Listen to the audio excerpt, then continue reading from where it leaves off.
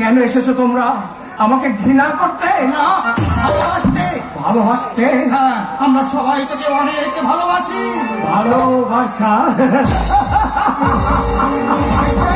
না, মানুষ কখনো মানুষকে ভালোবাসে না, স্বার্থের জন্য ভালোবাসার ভান করে।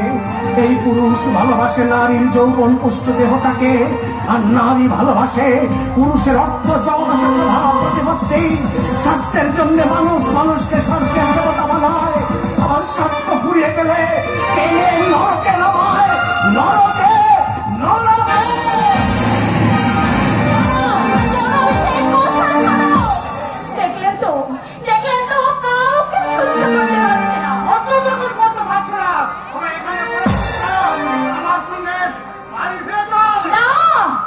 বাবা, সেবার যে ব্রত আজ আমি উদযাপন করেছি, তার শেষ না দেখে আমি কিছুতেই বাড়ি ফিরে যেতে পারবো না। অভিষেকের এই অবস্থা কি করে হলো মা? তুমি একটা বলো মা, এরা কে যা জানে বলেছে? আমি যা জানি তা শুধু আপনাকে একান্তেই আমি বলতে চাই। ঠিক আছে, তোমরা কথা বলো, আমরা ভেতরে বলো মা। তাহলে শুনুন, সদাই গোস্বামী ছিলেন একজন দরিদ্র স্কুল মাস্টার, আর তার স্ত্রী ছিলেন অঙ্গনা দেবী, আর ছিল ছোট ছোট দুটো ছেলে মেয়ে। সদাই বাবু সব সময় ছাত্র, স্কুল আর লেখা এই নিয়েই তিনি ব্যস্ত থাকতেন। এমন সময় এদের সংসারে এলো বিরাট এক ধনীর ছেলে গহন রায়। ওই অঙ্গনা দেবী গহন রায়ের সঙ্গে গোপন প্রেমে আকৃষ্ট হলেন। তারপর ওই গহন অঙ্গনাকে বললেন, আমাদের এই প্রেম নাকি সামনে আনা যায় না। তাই ওই অঙ্গনা দেবী গহন রায়ের কথা বিবেচনা করে কোর্টে গেলেন, আর কোর্ট থেকে ফিরে এসে ওই অঙ্গনা দেবী সদয় বাবুকে বললেন, আজ আমি এই বাড়ি ছেড়ে চলে যাবো। আইনের সাহায্যে আমরা ওই বিবাহ বিচ্ছেদ মেনে নিয়েছি, অতএব তোমার বাড়িতে আমার থাকা চলে না, থাকা উচিত নয়। আইনের ধর্ম আর মনের ধর্ম মনের প্রশ্ন তোলা তোমার সাথে না। আমার মনের কথা, চাহিদার কথা কখনো ভেবেছো তুমি? বিয়ের পর থেকে দুটো সন্তান উপহার ছাড়া দিয়েছো তুমি আমাকে? একখানা ভালো শাড়ি, একখানা গয়না, বেড়াতে নিয়ে যাওয়া আমার সামর্থ্যে কোনোই নেই।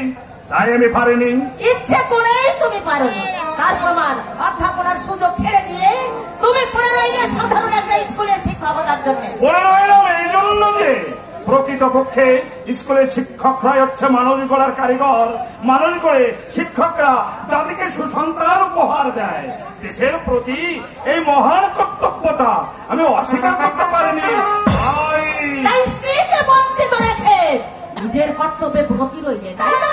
কিন্তু তোমার বোঝা উচিত ছিল যে একটা শিক্ষিতা রুচি ছিলাবে কখনো একখানা তাঁতের শাড়ি, দোকানে কলাই করা বাসন আর একটা অ্যালুমিনিয়ামের ভাতের হাঁড়ি নিয়ে কখনো সন্তুষ্ট থাকতে পারে না।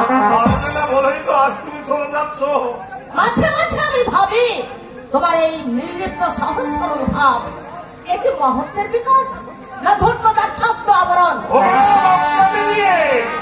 যারা জীবনকে মাপে তারা কখনো অন্যের জীবনের সীমানার মধ্যে যেতে পারে না।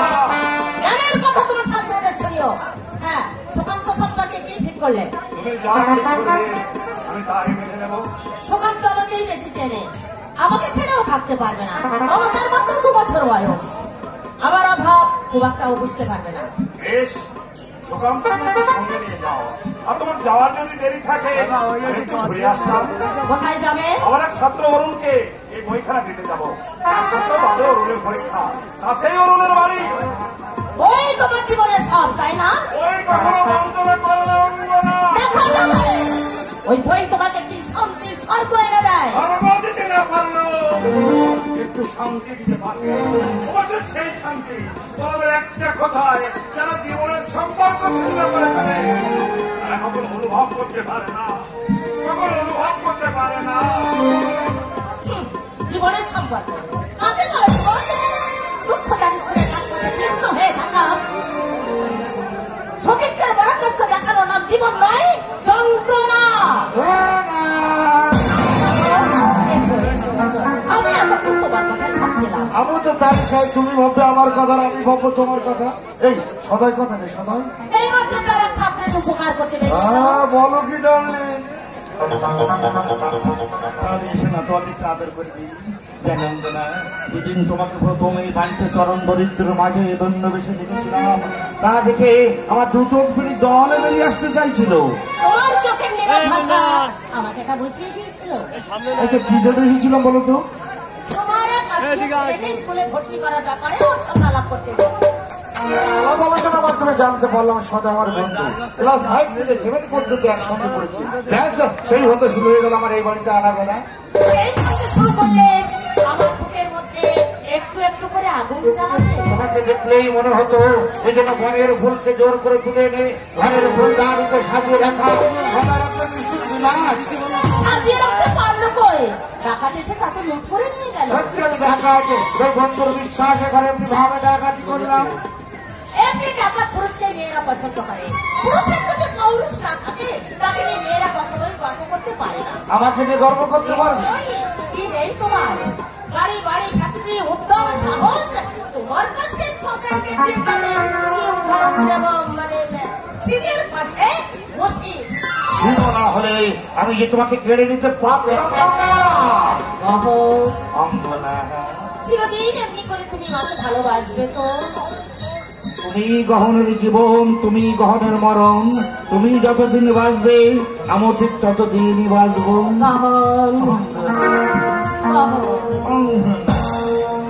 বন্ধ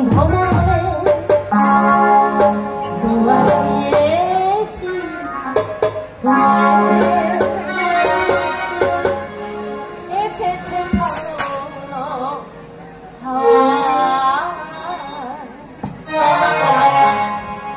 এখন সবে দেবার পালা। নেই তো কিছু চাওয়া।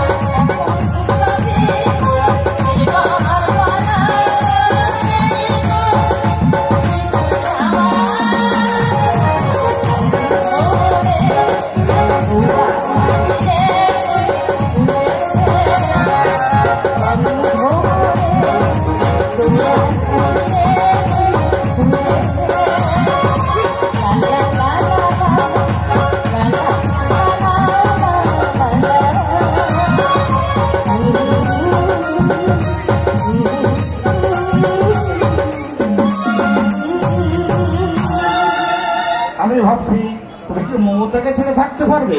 কেন পারবো না? সুকান্ত তো আমাদের কাছেই থাকবে। সুকান্ত নয়, সুকান্ত নয়, তবে অঙ্গনার অঙ্গনে আজ গহনের প্রেমের পূর্ণতার অভিষেক হলো। এই দিনটিকে আরো মধুময় করে রাখতে আজ থেকে সুকান্তর নাম দিলাম অভিষেক।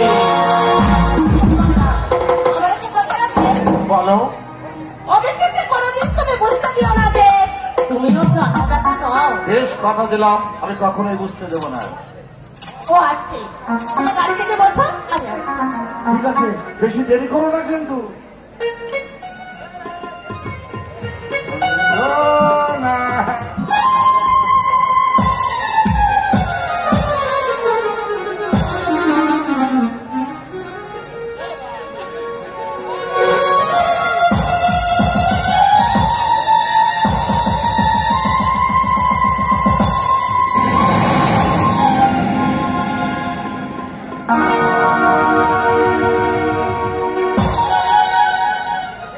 এই ভালো হলো।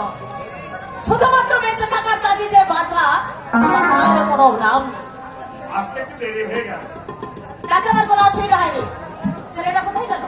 সুকান্ত, সুকান্ত। সুকান্তকে দেখলাম গহনার গাড়ির পাশে দাঁড়িয়ে আছে। হয়তো বুঝতে পেরেছে আজ ওকে ওই গাড়িতেই চলে যেতে হবে। আমি তাহলে দেরি করবো না। মমতার দিকে একটু লক্ষ্য রেখো। আমার কর্তব্যে আমি ত্রুটি রাখবো না। যদি আমি জানতে পারবো না, তবু আমি চাই মমতা সুখী হোক। নিশ্চয়ই জানতে পারবে। মমতা যদি বেঁচে থাকে, ওর বিয়ে ঠিক হলে আমি নিজে গিয়ে তোমাকে জানিয়ে আসবো। অবশ্য তোমার ঠিকানাটা যদি আমার জামা থাকে। সেটা তোমার ইচ্ছা। তোমার জামা কাপড় সবকিছু গুছিয়ে নিয়েছো তো? দরকার নেই। আমি যেখানে যাচ্ছি সেখানে ওগুলো ঘর মোছা ছাড়া আর কোনো কাজে লাগবে না। তা অবশ্য ঠিক। গহন প্রচুর অর্থবিত্তের মালিক। আমি গরিব, পয়সার অভাবে তোমাকে একজন ভালো ডাক্তার দেখাতে পারিনি। তোমার এই পেটের যন্ত্রণাটার জন্য তোমার একজন ভালো ডাক্তার দেখিয়ে নিও। এসব কথা ছাড়া তোমার যদি অন্য কিছু বলার থাকে তাহলে তাই বলো। না, আর আবার কিচ্ছু বলবার নেই। আমি তাহলে আসছি। এসো। আমি যাচ্ছি। অঙ্গনা!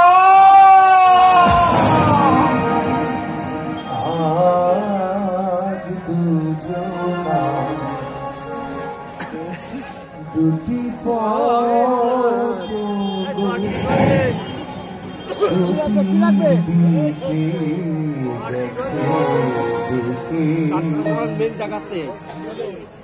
তোমার আলো ভরানো জানি আমার আধারে গেছে যে ঢেকে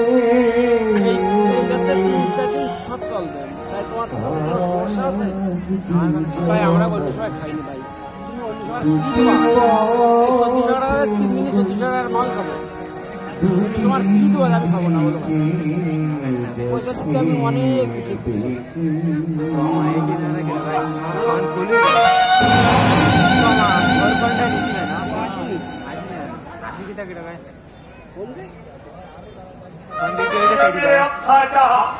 আমি সহজভাবে মেনে নেবে ভেবেছিলাম, কিন্তু মেনে নিতে আমার এত কষ্ট হচ্ছে কেন? খুব কষ্ট। আমার কাছে অঙ্গনা সুখী হয়নি, ও সুখের সন্তান পেয়েছে। ও সুখী হোক, সুখী হোক, সুখী হোক। সুখের আশায় সহজ সরল সৎ নিষ্ঠাবান দরিদ্র স্কুল মাস্টার সদয় গোস্বামীকে ছেড়ে ধনী আজ থেকে 20 বছর পরে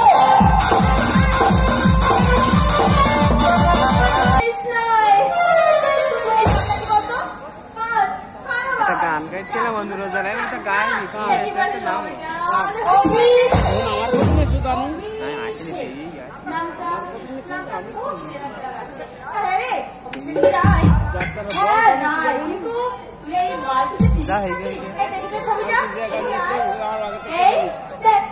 আর কালকে সকাল সকাল আসবে বিমানবন্দর সকাল সকাল একটা নাটকে অভিনয় করতে হবে। আজকে কেমন? রিহার্সাল লেখার লাগছে বাচ্চা, আজকে লেখার শুরু মানে থেকে এই আলো মানে তখন আসবে নিজেদের বলো কমেছে না, বললে না? না, না, তবে কি ফেরত চন্দ্র? ফেরত মানে এই যে ধর সাত ঘাটের জল খেয়ে যারা বলে জলই চিনি না তাদেরই বলে ফেরত বাদ।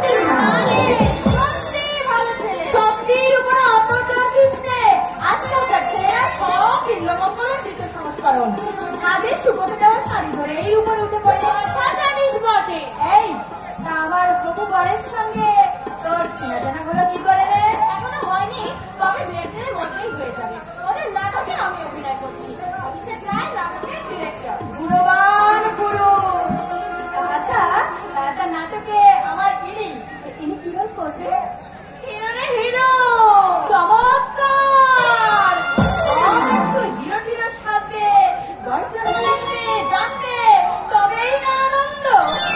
তাহলে বলছিস ইনি দেবতার নিকট জাতিত বস্তুদের পর নয়। ওপরটা তো দেখেছি চিকন চাকন, ভেতরে কি আছে কি জানি।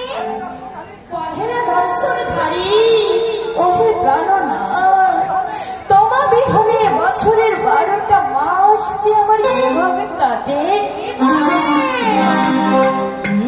মৌট সেটুস অন্যায় আমার বারোটা মাস জন্মে এমন দিনে না করে বন্ধু আইনে সত্যি আমার ঘরে মৌট সেটুস অন্যায় আমার বারোটা মাস জন্মে এমন দিনে না করে বন্ধু আইনে সত্যি আমার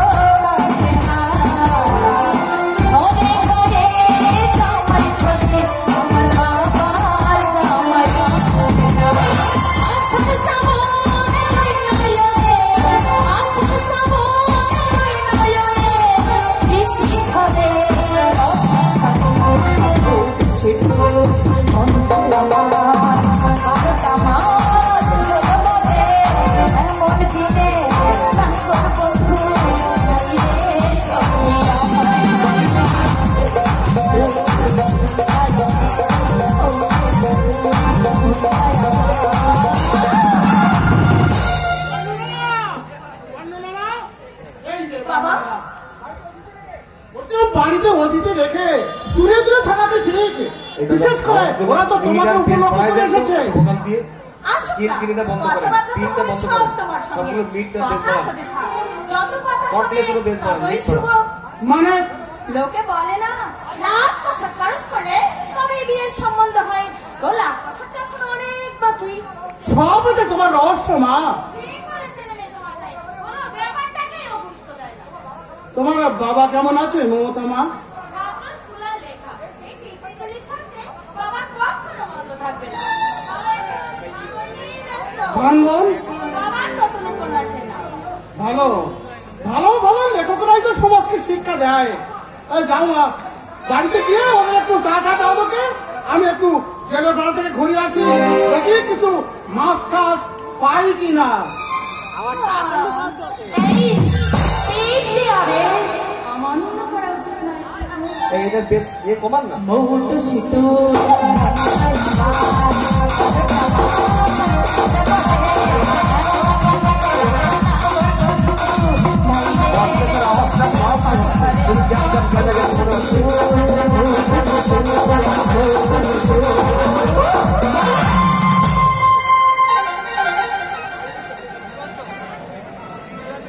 কথা হলো 22শে অগ্রহায়ণ তখন আশীর্বাদের দিন ঠিক করা হয়েছে। ছেলের মা বা দুজনের একজনকে ওই দিন আসতে হবে। কোন বাবু হাজার কাজের মানুষ, তিনি আসতে পারবেন না, সেদিন মাই আসবে। দাদু দাদু চা নাও দাদু। স্বামী, এতক্ষণ পরে এসে চা নাও দাদু। তুমি কি জানো না, তোমার ওই শ্রীমুখখানি দেখতে না পেলে এই গৃহী দুজনের প্রাণটা কাটাকাটি বাঁচার মতো ছটফট করে। জানি বলেই তো তোমার প্রাণটা আমি শীতল করতে এলাম। আসুন সম্পত্তি বাপ। এই দেখো, তুমিও তোমার বাবার মতো নামের গন্ডগোল করে ফেললে বাবা। আমার নাম নিষ্পত্তি। এদিকে আমার বান্ধবী, ওর নাম মমতা, অর্থাৎ আমি আপনার তৃতীয় পক্ষ। দাঁড়াও, এই তৃতীয় পক্ষ কেন বললে? প্রথম পক্ষ আপনার বাড়ি, দ্বিতীয় পক্ষ বর্ণনা, আর তৃতীয় পক্ষ আমি। একটু ভুল হয়ে যাবে না সখী। প্রথম পক্ষ বিয়ের 1 বছর পরেই স্বর্গে বাসিন্দা হয়েছে। এখন তোমরাই আমার দ্বিতীয় পক্ষ, শুক্রপক্ষ আর কৃষ্ণপক্ষ। বর্ণনা আমার শুক্রপক্ষ, তার শুক্রপক্ষ স্বচ্ছতা। আগামী 22 অগ্রহায়ণ আশীর্বাদের দিন ঠিক করা হয়েছে। ঠিক তো করা হয়েছে, কিন্তু আমার বউবারের সম্বন্ধে আমার যে কিছুই জানা হলো না। কি জানতে চাও বলো? না মানে বরটি কেমন হবে? সরে শুনি রে। একটু ছেলে ধীরে আবার ধীরে করে নেমে যাবে না। কখনো না। শুনুন, আমি কিন্তু মাতাকে দু চোখে দেখতে পারি না। কি বলছো আমি? ছেলে পান পর্যন্ত খায় না। জোয়ারে কিন্তু আমার দু চোখের বিষ। মেয়ে কথা হলো ছেলের একেবারে আড়ি। আচ্ছা, তা ওই বাড়িতে আমাকে কি কি করতে হবে শুনি? কিচ্ছু করতে হবে না, কিচ্ছু করতে হবে না। ওদের ঘি, চাকর, রাঁধুনি, খাবার। হ্যাঁ, এই মরেছে। কেন কেন কেন? তাহলে যে আমি চলতেই পারবো না। চলতে পারবে না কেন? আরে কোনো কাজই যদি আমাকে করতে না হয়, তাহলে তো আমার পাপ হবে। আর পাপ হলে আমি তো ভুলে যাব। আর ভুলে গেলে আমি চলবো কি করে? মেয়ে কথা হলো না, মেইন কথা এবার আমি বলবো। আপত্তি বাবু। আপত্তি, সম্পত্তি, বিপত্তি। না, নামটাই দেখছে আবার বিপত্তি হয়ে গেল।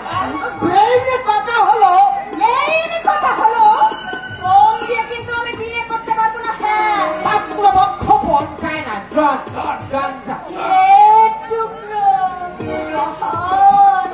দেখবেন যেন ফুসকে না যায়।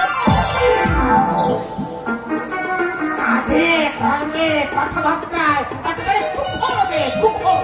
বাইরে ওকে মুখরা মনে হলেও ভিতরে কিন্তু খুব শান্ত, ভীষণ গম্ভীর। শুনলে আশ্চর্য হবে, এই বয়সে পুজো উপবাস ও কিছুই বাদ দেয় না, পুরো সনাতন পন্থী। আরে বর্ণনা সেই জন্য তো ছেলে পর্যন্ত দেখতে চাইলে না। বলে বাবা দেখেছে, এই যখন তো আমার ভালো, আমার বিয়ে বাবাই বেশি ভালো বলছে। তবে ও যে আমাকে বললো ছেলে ওকে নিজে দেখতে এসেছিল। দাঁড়াও, আমাকে মিথ্যা বলার মজা ওকে আমি দেখাচ্ছি। বর্ণনা, এই বর্ণনা।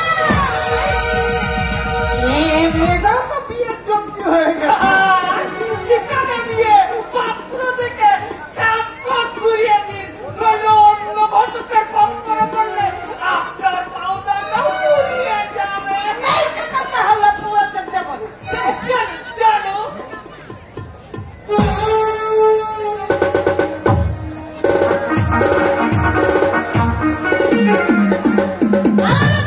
আমি শুধু তাই ভাবছি। আমার মনে হয় চুপি চুপি পায়ে হেঁটে পারে। কাল রাত্রে আমি যখন শুতে যাই তখন 10:30 বাজে। আমার বেশ মনে আছে, শারদে তো বলে একটা মাসের মতো বুঝাচ্ছিল। সবাই প্রমাণে পালিয়েছে। আমি পিছে জানতাম বুকের ভয়ে। দুলঙ্কি ছাড়ার টিটি নিয়েছে। চারখানা কাঁসার থালা, পাশে বাটি আর দুটো গিলাস নিয়ে গেছে মা। যতদিন পর্যন্ত আর একটু ঘি না পাচ্ছি ততদিন একাই সব সামলাতে পারবি তো? পারবো মা। খুব সকালে উঠে বাসন কোসন মেজে পরিষ্কার করতে হবে। করবো মা। ব্রেকফাস্টের পর ঘর দুয়ার ভালো করে মুছতে হবে। তাড়াতাড়ি বাজারটা সেরে আসতে হবে। আসবো মা। সুযোগ পেলে আবার জিনিসপত্র নিয়ে পালাবি না তো? পালাবো মা। না পালাবো কেন? আমি তো সারদার মধ্যে চোর নই। আত্মা বাবু কি করছেন? জামা কাপড় পরছে। আর দাদা বাবু?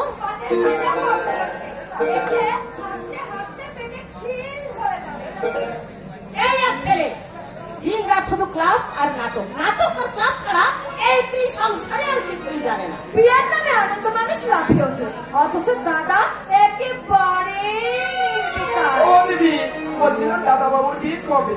কেন দাদা বাবুর বিয়ের কথা শুনে তোমারও বিয়ে করতে ইচ্ছে করছে নাকি? লজ্জা দাও কেন দিদিমণি? এইবারে দাদা বাবু জব্দ হবে। নাটক, ওই যে নাটক টাটক সব দিদিমণির ফাটকে আটক করে যাবে। হ্যাঁ, ওরা মিলে গেছে। পান্না বসানোটা ভালো হয়েছে। বাবাকে বলো বাপের আদরের মেয়ে আর একটা বানিয়ে দেবে। আমি কি ইচ্ছে করে হারিয়েছি? তাছাড়া সারদা চুরি করে পালাবে, আমি তা কি করে জানবো? অসাবধানতার পাশে পতি ওত পেতে বসে থাকে। একটু অসাবধান হলেই পতি এসে হাজির হয়। নিজেদের বাড়িতে সবসময় প্রহরীর চোখ মেলে থাকতে হবে নাকি? নিজেদের বাড়ি তো অনেক দূরের কথা, নিজের মনকেও প্রহরীর চোখে পাহারা দিতে হয়। তা না দিলে অন্ধ মন যে কোনো মুহূর্তে পথ হারিয়ে ফেলতে পারে। এ কথা বলছো কেন মা? আমি একটু স্বর্ণবিন্দুর সঙ্গে মিশি সেই জন্য, তাই না? আমি কি সামনে নাম ধরে কোনো কথা বলেছি? তবে তুমি বুঝলে কি করে? কি বুঝলাম কি করে? নিশ্চয়ই বাবার কাছে শুনেছো। কি বলতো? বাবা স্বর্ণদার বাবাকে বলেছে স্বর্ণদার সঙ্গে আমার বিয়ে দেবে, ওই ছেলেকে বিয়ে করবো আমি। দাদা বাবুর বেলায় ঘটক লেগেছে, দিদিমণির বেলায় ঘটক লাগবে না। লাগবে না। এই তুই কি ভাবিস আমি স্বর্ণকে বিয়ে করবো? তুমি না করলে কি হবে? ওই স্বর্ণ দাদা বাবুই তোমাকে বিয়ে করবে।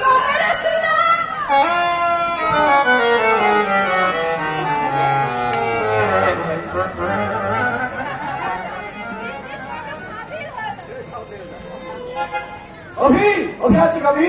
এলেন বিশ্ববিখ্যাত নাট্যকার শিবেন সরকার। আরে গীতিকারটা বাদ দিচ্ছিস কেন? ও হ্যাঁ, তুমি তো পাড়া বিখ্যাত গীতিকারও বটে। একটা করছিস কর না কর। এই রাত সেই এই শিবের সরকার তার সৃষ্টির গুণগত মানের জন্য নোবেল পুরস্কার পাবে। ফুলের মালা শুনতে হয়ে মানুষ যখন গাত করে থেকে মিছিল করে চলে যাবে, তুই তো বাপ করে মৃত আসিস না। তাই দেবো না? এমন কিছু সৃষ্টি করেছেন শিবেন দা। আরে করেছি বলে আমার এই সমাজ তারপর নাটক আমার সাধারণ সৃষ্টি প্রথম থেকে কনসার্ট ফ্রেন্ড, তারপর টপ ফ্রেন্ড নিচল ফ্রেন্ড, নায়ক যখন নায়িকাকে বলছে তোরা বলছে আমার মা মর্যাদা সামাজিক প্রতিষ্ঠা তোমায় ভাগে দিতে আমার যখন তুমি বিয়ে করেছিলে। আমি সত্যি কি বলছি দাদা? মুখ নষ্ট করে দিস না। কি যেন বলছিলাম? আমার যখন তুমি বিয়ে করেছিলে, আমার যখন তুমি বিয়ে করেছিলে, আমার সবগুলো ছিল তোমার একান্ত কামনার বস্তু। অন্তত সেই অভিনয় তুমি আমার সঙ্গে করেছিলে। জীবনকে রেশমি সুতোর মতো যুগের হয় উড়িয়ে দিলে তাতে ভোগের খোলা নিবৃত্তি হয়, কিন্তু জীবন তাতে জীবনের ঠিকানা হারিয়ে ফেলে। পেড়ে লিখেছিস মাইকি। মা বলাটা কেমন লাগলো মা? ভালো, খুব ভালো। না ভালোটা তুমি মন খুলে বললে না, সত্যি করে বলো না মা কেমন লাগলো? হ্যাঁ বলছি তো খুব ভালো। ভালো করে মনে করে বলছি খুব ভালো। পুরো ছেলের কাণ্ড দেখো না। এক চারিতে দাঁত কমা দিয়ে দেখো তোমরা দেখেছো? দেখেছো মা, দেখেছো? তোর বউয়ের সঙ্গে আমি যদি কথা বলি তবে আমার মামা কৌশলী নয়। আরে কাউকে বলতে হবে না, কাউকে বলতে হবে না, আমার বোনের সঙ্গে আমি একাই কথা বলবো। একবার গিয়ে মেয়েটাকে একটু দেখতে না বাবা? একেবারে শুভ দৃষ্টির সময় দেখবো মা। এই দাদা, না দেখে বিয়ে করছিস, পরে পস্তাবি। তোর কপালে নির্গাত শাওড়া গাছের পেঁপে জুটবে। আর আমরাও দেখে শুনে তোমাকে একটা পুরো হেপো রুগীর গলায় চলে হাঁপাতে হাঁপাতে কাশতে কাশতে তোমাকে আদর করতে করতে বলবে,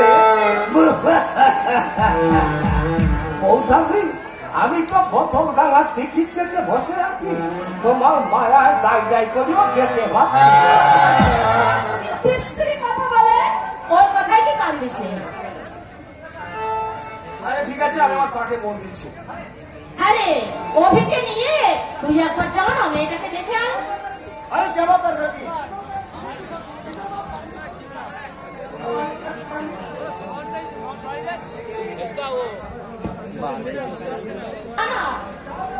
আরে যাবার দরকার কি? ওই বিজয় বাবার মুখে শুনেছি মেয়ে খুব ভালো। ছবিটা দেখেছি, তবে তো মেয়ে সুন্দরই হবে। চলো শিবেন্দা, তুমি আর আমি গিয়ে একদিন মেয়ে দেখে আসি। আরে তোর আর আমার জায়গা কোনো ফায়দা হবে না, যে বিয়ে করবে দেখা দরকার না। বিয়ে নারীকে নাগিনীর চাপকে যদি নাগিনি, তাহলে আমি আর মা তো তোর কাছে নাগিনি। খালি মুড নষ্ট করে দিস। বেশ কায়দা করে এনেছিলাম, দিলিতে সব ভন্ডুল করে। ওটাও তোর নাটকের সংলাপ। আরে হ্যাঁ রে, দেখ না শিবেটা সংলাপটা কি দারুণ লিখেছে। বিয়ে নারীকে নাগিনীর চাপকে, আগে নারীর গুণ নির্ণয়ের অভিজ্ঞতা অর্জন করো, তারপর বিয়ে করো। যৌন ক্ষুধার উদগ্র কামনায় যারা পুরুষকে ভালোবাসে তারাই নাগিনী। বিষয় না নাটক লিখেছিস, আর কোন গল্প পাসনি?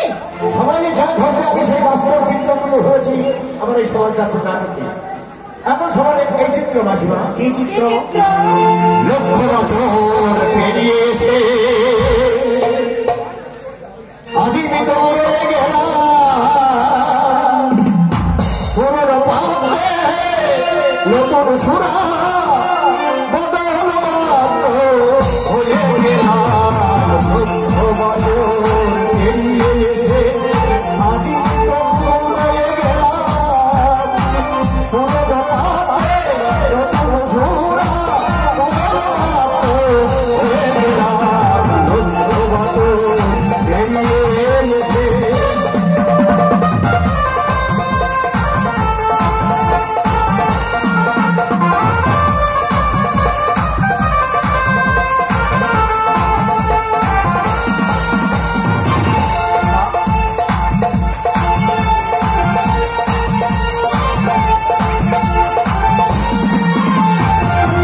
কামনার বহনি আজ হয় না,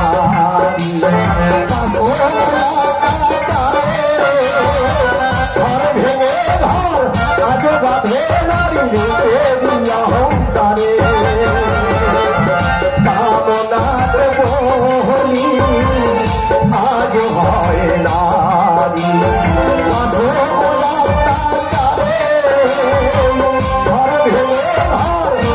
বাধে নারী অহংকারে।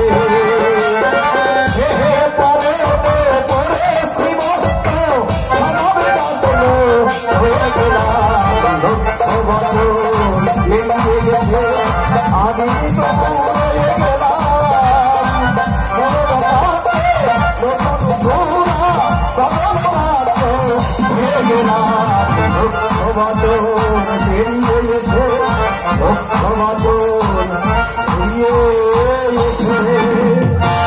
নিজের সুর নিজের রচনা কেমন লাগলো মাসিমা? ভালো। গানের অন্তর্নিহিত অর্থ কাউকে প্রেরণা যোগায়, আবার কাউকে গভীর চিন্তার মাঝখানে ঠেলে ফেলে দেয়। মাসিমার কথা কি বুঝলি? তুমি একজন বিরাট কপি। এটা মেয়েটার কথা শুনছিস? আরে ওর কথা কান দিচ্ছিস কেন? একটা মানুষ না। ও হ্যাঁ, নায়িকা আসবে তো? আরে একবার তো কথা, এক ভাগ ভাগ এবার নিজেরা সবকিছু বলে এসেছি। তুই নাটকের পরিচালক, আমরা কে কেমন ছিল সবকিছু বলতে হয়েছে। এই এত সব বলতে গেলি? আরে ভদ্রতার সঙ্গে অভিনয় করেন না। ও আচ্ছা আচ্ছা, এই তা দেখতে কেমন? দারুণ। আচ্ছা আচ্ছা, এই দাদা, কি হয়েছে? সাবধানে থাকিস, সামনে তোর বিয়ে।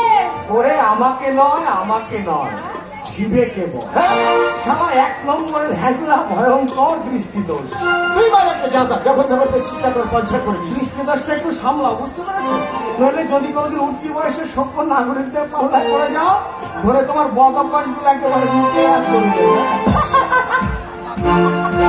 শিবেন্দা, হ্যাঁ? তুমি বিশ্বাস করি তো আমি কবি ভাবুক ওই শেষটা সুন্দর তোমার সহজাতা আকর্ষণ আমার মত তোরা বুঝবি না। আমি শিখে বলিস আমি কেন আছি। শিবেন্দা এলো, অথচ সে মহাপুরুষ একটি বারের জন্য আসতে পারলো না। আমি জানি না কি রাজ কাজ নিয়ে এসে ব্যস্ত থাকে।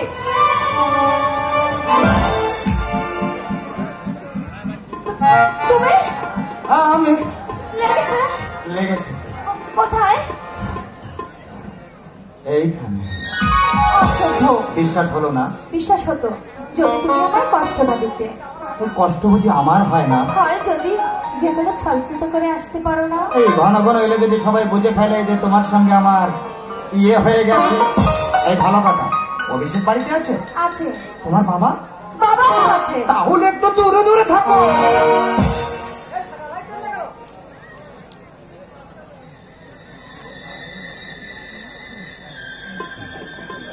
এটা রাখো। আগে চিঠি উত্তর করো। আর বাবা কোথায় চলে গেছি?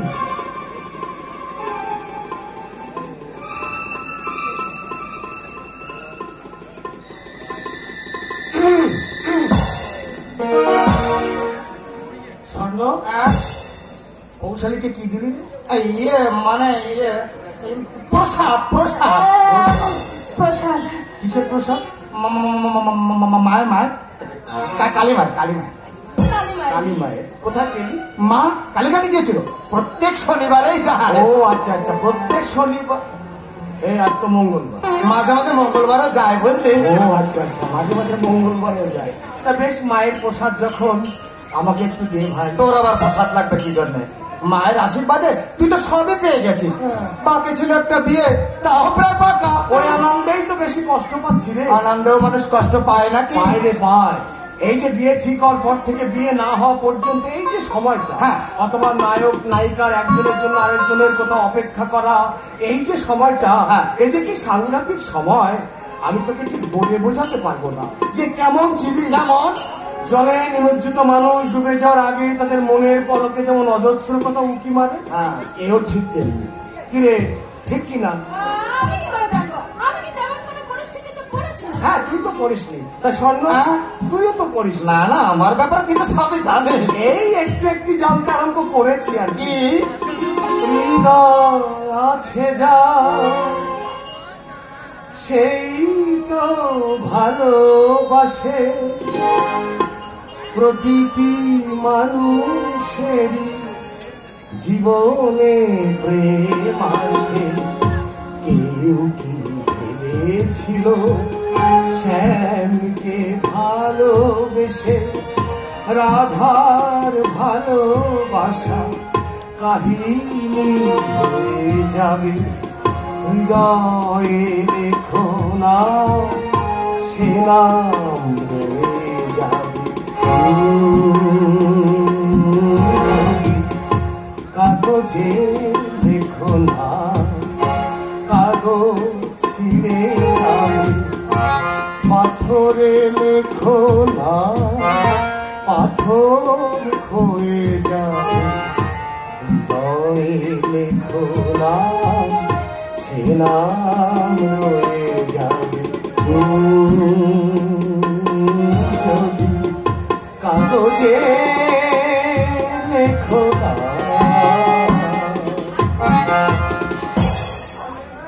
আসুন আসুন, আপনি আমার নাম রমেশা।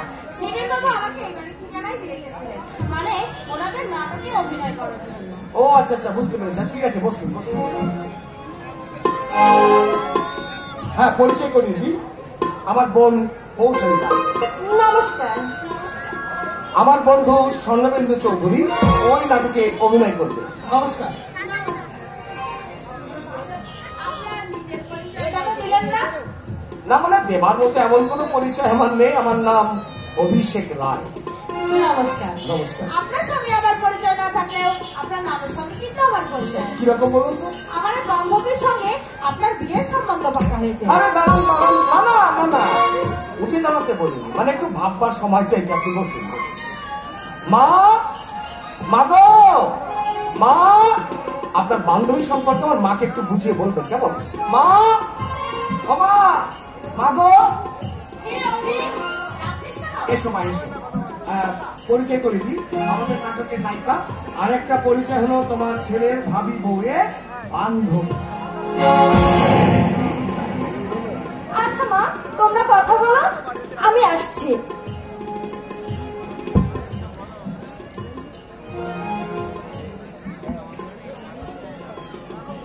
আপনার বান্ধবী সম্পর্কে আমার মাকে একটু বুঝিয়ে বলুন। দুইয়ের কথাই তার সম্বন্ধে বলে বোঝানো যাবে না। শুধু এইটুকুই বলতে পারি, আমার বান্ধবীর মতো মেয়ে এই যুগে খুব কম মেলে। নিশ্চিন্ত হলাম। তোমার নাম কি মা? মমতা গোস্বামী। বাবা মা আছেন? মা নেই, বাবা আছেন। বাবা কি করেন? শিক্ষকতা। আমার বাবার নাম বললে হয়তো আপনি চিনতে পারবেন। আমার বাবার তো এখানে বই চেপে রেখেছে। কি নাম বলো তো? সদয় গোস্বামী। আপনার বাবার লেখা বই আমি পড়েছি। লেখার মধ্যে দারুণ দর্শন তত্ত্ব রয়েছে। একদিন আপনার বাড়িতে গিয়ে আপনার বাবার সঙ্গে আমি আলাপ করে আসবো। আসবেন। তুমি অভিনয় করো কেন মা? সমাজ বিরোধী কাজ ছাড়া অন্য কোনো কাজকেই যে আমি ছোট মনে করি না। তাহলেও এ লাইনের মেয়েদের মানুষ খুব একটা ভালো চোখে দেখে না। যারা নিজেরা ভালো নয় তারাই তো ভালো চোখে দেখে না। ঠিক বলেছেন। আচ্ছা শুনুন, আমার কিন্তু রেস্টুরেন্ট দিয়ে বাড়ি গিয়ে রান্না বান্না করতে আচ্ছা ঠিক আছে, তাহলে আপনাকে দেরি করাবো না। এই শোনো, তুই মমতা দেবীকে নিয়ে ক্লাব ঘরে যা, আমার খুব জোর 5 মিনিট দেরি। আচ্ছা, হ্যাঁ চলো। আসছি।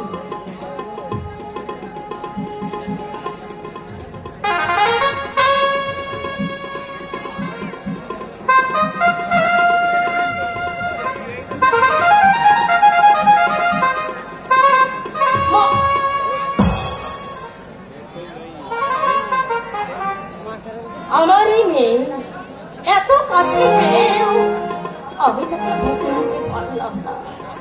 অভিষেকে যাবে না, মমতা তারকে, আরে মমতাও জানে না আমি আর অভিষেক তারকে। কি অদ্ভুত নাটক আমি রচনা করেছি, আমি রচনা করেছি।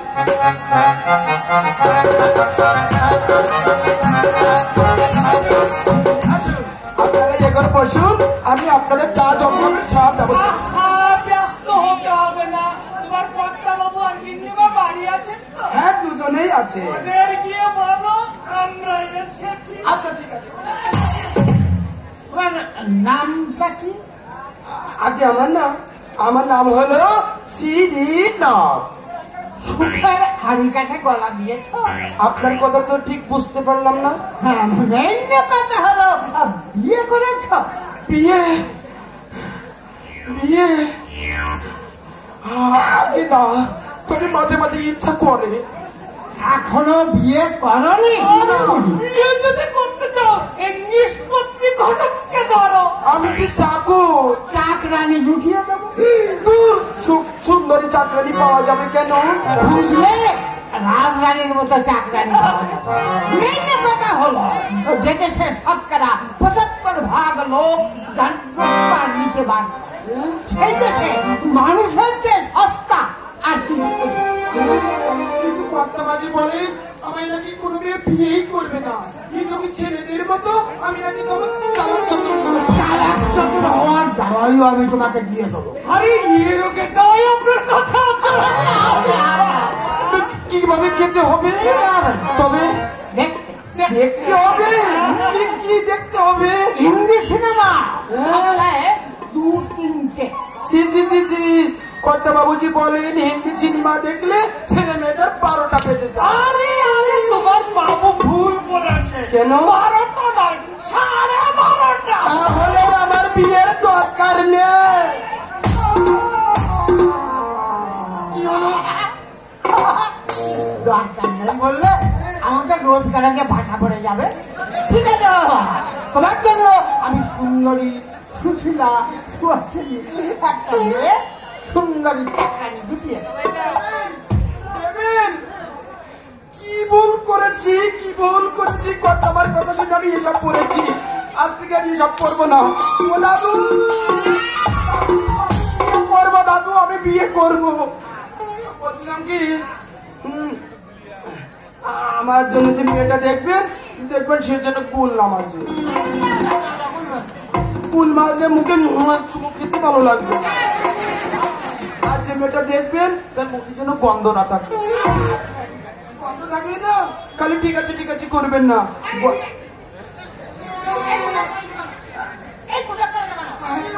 পুরুষ মানুষটা বলতে আর করবো না তো।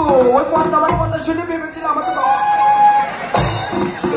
বলছিলাম কখনো বিয়ে হবে না, এই জন্য আমি এসব করি, আর এসব করবোই না, এসব সব ছেড়ে দেবো। বলছিলাম কি আমার বিয়েটা যদি করিয়ে দিতে পারেন না, আপনাকে আমি সুন্দর একটা পাঞ্জাবি দেবো। আর কি খেতে দেবো জানো দাদু? গোটা গোটা ডিমই দেবো। ডিম? ডিম। আর ভেটকি মাছের কালিয়া দেবো। ভেটকি মাছ। আর খাসির আবার পোলোয়া দেবো। লাস্টে দাদু, লাস্টে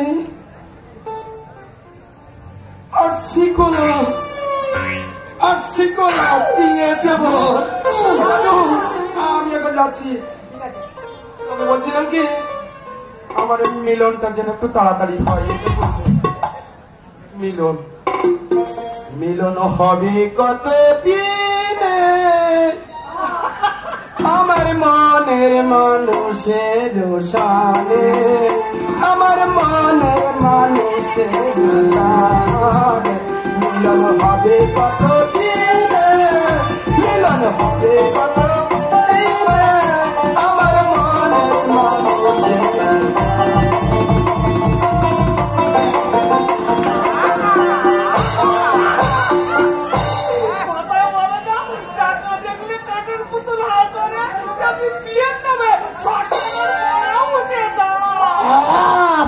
প্রথম উঠে দাঁড়ায়, তারপর যখন বানের জলের মতো বাচ্চা কাচ্চা আসতে থাকে, গন্ডায় ছেলে মেয়ে হয়, তখন ভাবে বাবা মা যদি বিয়ে না দিত তাহলে ভালো হতো। দুজন ভাই তোমরা কতক্ষণ এসেছো?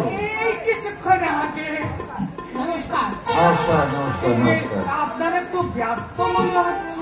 আর বলো না, ফ্যাক্টরি নিয়ে মহা সমস্যায় পড়ে গেছি। কেন আপনার ফ্যাক্টরিতে যেসব পলিথিনের জিনিস তৈরি হয় তা তো খুবই উৎকৃষ্ট মানের, বাজারেও তার চাহিদা খুব।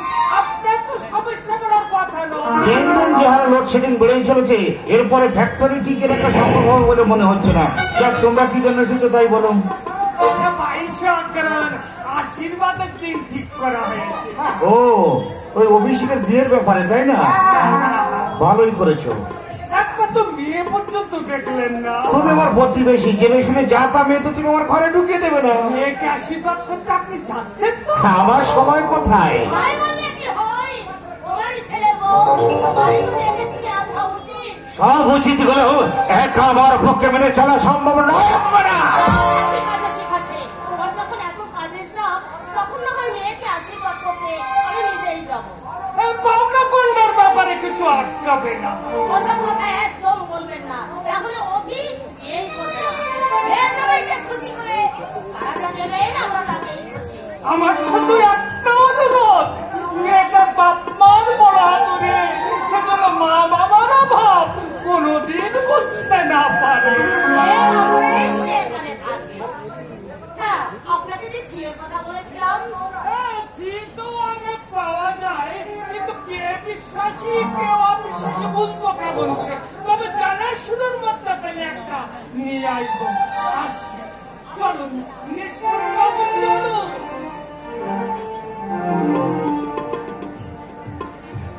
মেয়ে দেখতে যাওয়ার সময় বাইরের লোকের সামনে এতটা উত্তেজিত না হলেও তুমি থাকতে। মানুষ সবসময় মধুর সুরে কথা বলতে পারে না। সদাইয়ের বাড়ি থেকে চলে আসার দিন আমি তোমাকে বলেছিলাম, অভিষেকের তুমি জন্মদাতা নও। কোনদিন ওকে বুঝতে দিও না। আমি কি তা কখনো বুঝতে দিয়েছি? অভিষেক বুঝতে না দিলেও আমাকে তুমি তা পদে পদে বুঝিয়ে দিচ্ছ। তুমি কি ভালো থাকা খুঁচিয়ে খুঁচিয়ে ঘা তৈরি করতে চাইছো? বরং তুমি আমার এই দেখা জায়গায় বারবার আঘাত করো। এ দোষ তোমার নয়। আলোর আলো যে শুধু ধাঁধা, এ কথা আমি আগেও কখনো বুঝতে পারিনি। এখন তো বুঝতে পেরেছো, ভুলটা সংশোধন করে নিলেই পারতেই। আমার দেহে যখন যৌবন ছিল তখনকার সুর আর এখনকার সুর তোমার কত বদলে গেছে। সেটাই তো স্বাভাবিক। মেয়েদের যৌবনের আকর্ষণে পুরুষরা তাকে ভালোবাসে। ভালোবাসার লক্ষ্য শুধুমাত্র যাদের দেহ, তারাই মেয়েদের সঙ্গে প্রবঞ্চনা করে। স্বামী সন্তান ফেলে যে পর পুরুষে হাত ধরে ঘরে ছাড়ে, তার মুখে কথা মানায় না। তোমার বেলা তো সমানে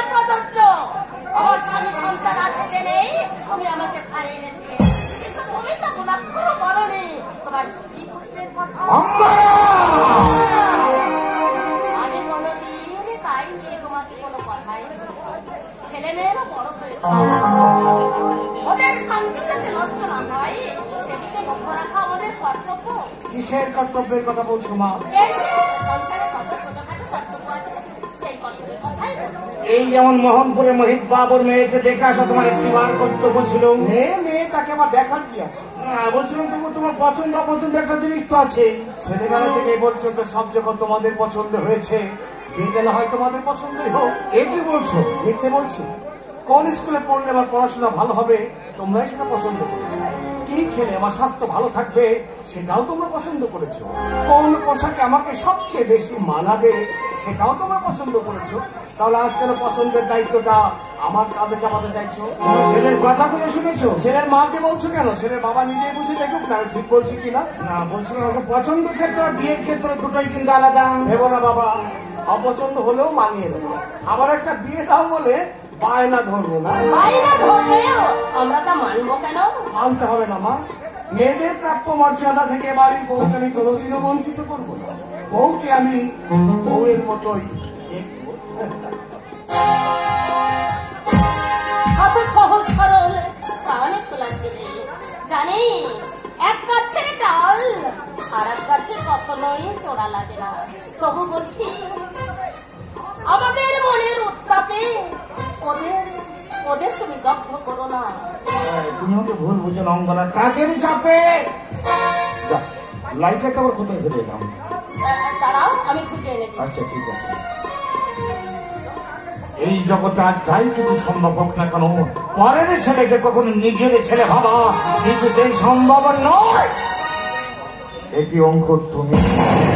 ভয় নেই, আমি তোমার ছেলে দাবি নিয়ে তোমার সম্পত্তির অংশ চাইতে আসিনি, এসেছি তোমাকে একটা খবর দিতে। খবর গত রাত 3টের সময় আমার মা তোমার মা মারা গেছে। বিখ্যাত শিল্পপতি অহরণের দিনের পর দিন অনাহারে রোগে ভুগে বিনা চিকিৎসায় মারা গেছে। অথচ তুমি তাকে বেদের মন্ত্র করে শপথের চিকিৎসায় মারা গেল কেন? তোমার ঔরাশিজাত সন্তান এই অঙ্ক বেদের যারা চাকরি না পেয়ে সমাজ আমার চিকিৎসার ব্যবস্থা হয়নি। গত পরশু আমি জেল থেকে পেয়েছি। আমি তো তোমাদের মা সরার ব্যবস্থা করে দিয়েছিলাম। তোমার মশহারা স্ত্রীকে ত্যাগ করে যে পরকে প্রমত্ত হয়, নিজের ছেলেকে বসে রেখে পরের ছেলের মুখে রাজ্য ভঙ্গ করে দেয়। তাকে আমি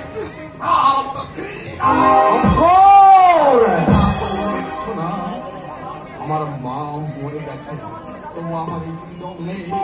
আমার এই বুকে আগুন জ্বলছে, আর সে আগুন জ্বালিয়ে দিয়েছ তুমি। তোমার এই জন্য আমার মা মরেছে, তুমি আমার মাকে খুন করেছ। ডাক্তার ভাই বলে গেছে তোর মা যে দিনের পর দিন রাতের পর রাত আমার সঙ্গে ব্যবচার করে গেছে, ওই তার কথা তো তুমি একটি বার বলছো না। আমার ব্যবচারে মা বাধা হইত, তাই না মায়ের সঙ্গে তোমার ঝগড়া হতো। এটা বুঝি তোর ব্যবহার? তুমি অঙ্কুর না? শোনো অঙ্কুর, যা হবার তা হয়ে গেছে। তোমার উপর আমি জোর দাবি জানাচ্ছি না, কাঙালের মতো বলছি, দূরে দূরে থেকে আর কষ্ট